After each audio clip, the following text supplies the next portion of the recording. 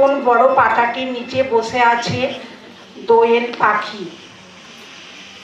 চারিদিকে চেয়ে দেখি পল্লবের স্তূপ, জাম, বট, কাঁঠালের, হিজলের, অসত্যের করে আছে চুপ। ফণি মনসার জপে সখী বনি তাহাদের ছায়া পড়িয়াছি।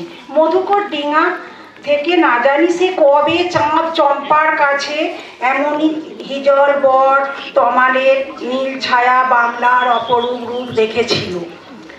বেহুলাও একদিন ওই গাঙ্গের জলে ভেলা নিয়ে কৃষ্ণা দ্বাদশীর জ্যোৎস্না যখন মরিয়া গেছে নদীর চড়ায়, সোনালি ধানের পাশে অসংখ্য বট অসত্য দেখেছিল। শ্যামার নরম গান সে শুনেছিল।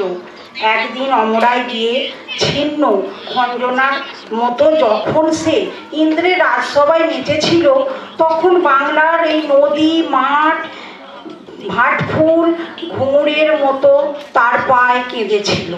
নমস্কার।